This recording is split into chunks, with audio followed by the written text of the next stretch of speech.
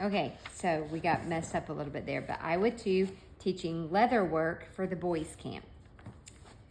We were to have board and room for $30 for the two of us for the 2 months total, and gas for the Model A Ford there and back again. We had prayed for something that would take care of us for the summer. This was exactly that. The timing was also right for the piece of summer we had free before seminary started. So we joyously thanked the Lord for that final piece of guidance, along with the apartment, the old springs, and the various essentials for starting housekeeping. It marked the end of our waiting, and we were appreciative.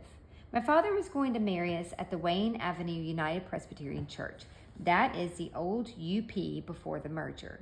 He didn't want to walk down the aisle with me and then change places, so he suggested that his good friend Paul Woolley take his place as my father in giving me away.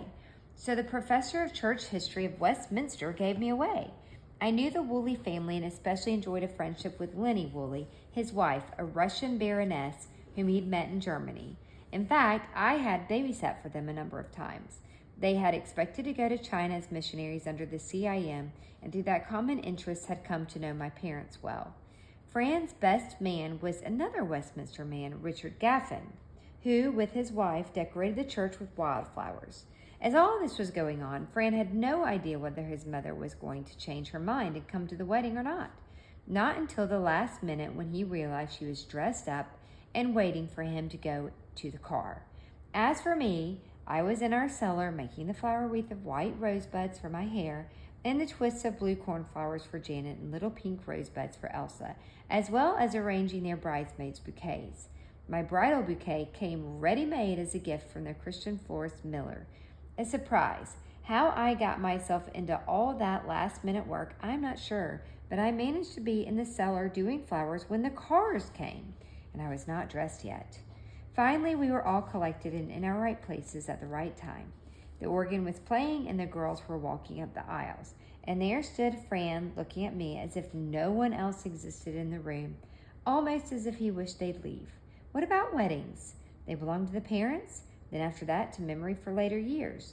The day itself, it seems to me, would be rather flat without some sort of notice on the part of family and friends in some sort of festive setting. There they are, the happy couple. So sweet.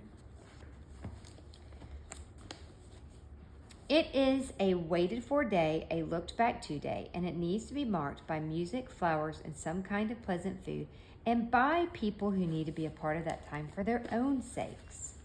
There's also the making of one's vows loud and clear, specific and definite before God and before God's people. Till death do us part is a big and important promise. For better or for worse is a fantastically realistic promise. A lot of time is being vowed, and a lot of situations are being suggested.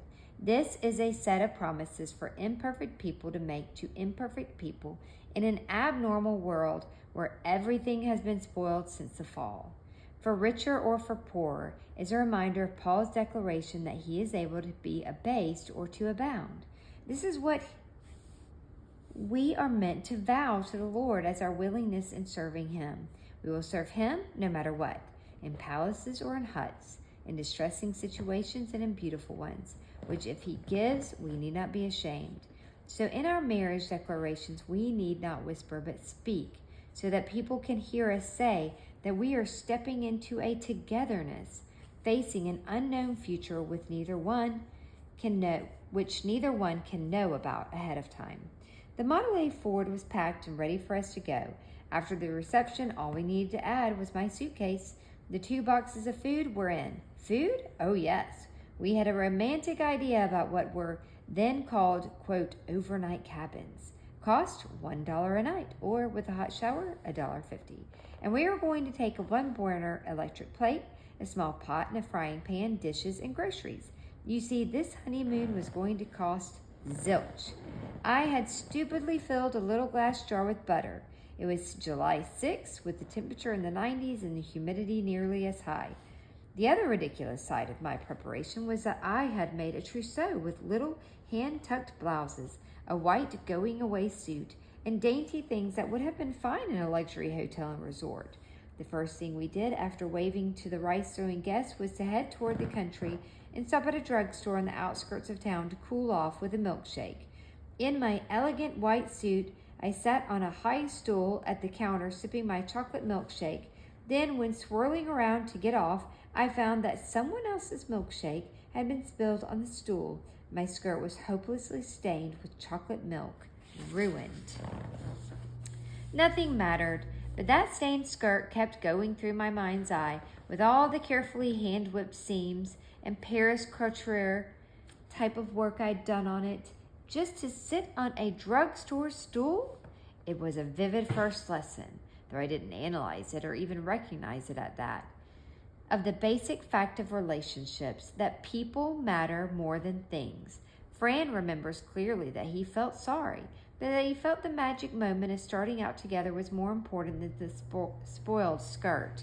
He also remembers that I had started to make a fuss about it, in midair, so to speak.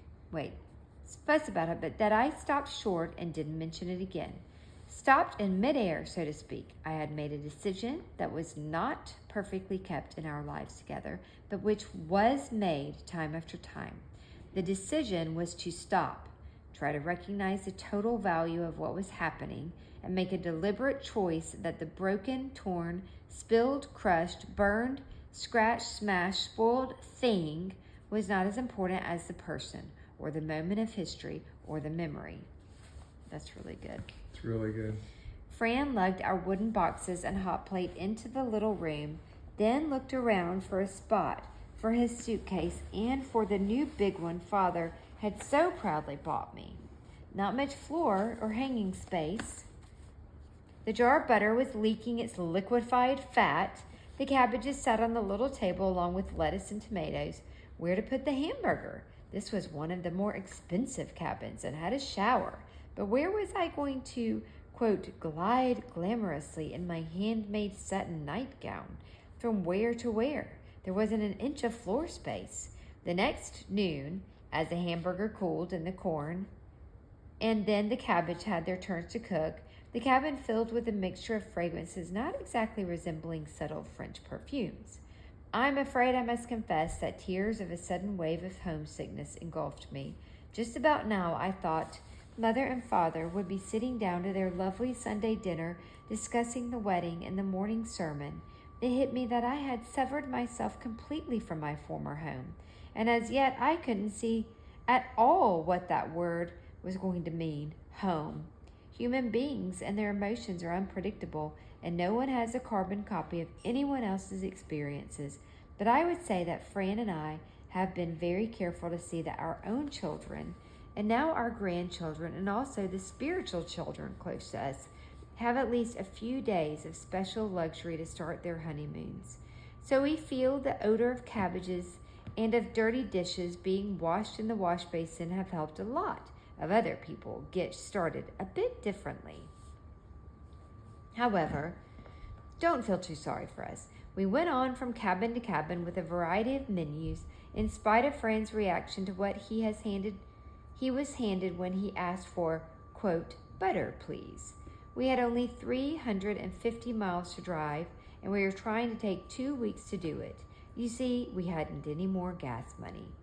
We stayed near Altoona, Pennsylvania for 2 nights because of finding a good and cheap swimming pool and a place where we could get chocolate ice cream sodas for 5 cents, cheap even in those days. And we found another place near a quarry where there was a deep pool of mysteriously icy cold water we dove in, to find out later that it was bottomless and very dangerous. We have fun memories and a host of funny stories to tell. Our time at Aunt Bess's home in Cleveland introduced Fran to my father's sisters, Bess, Jenny, and Edith, and to cousin Marion. They had made a gorgeous meal for us of fried chicken and hot biscuits, fresh peas, and piles of wonderful salad. Aunt Bess was famous for her varieties of homemade jams and perfect jellies. Real butter, I whispered to Fran. Take some. We won't see that for a long time. Ours will be margarine. No, Fran stubbornly refused. I'll ask for margarine because I don't want to get used to the butter when we can't have it. I still feel frustrated by that, which was his form of, quote, sleeping on the floor to train for China training to Hudson Taylor.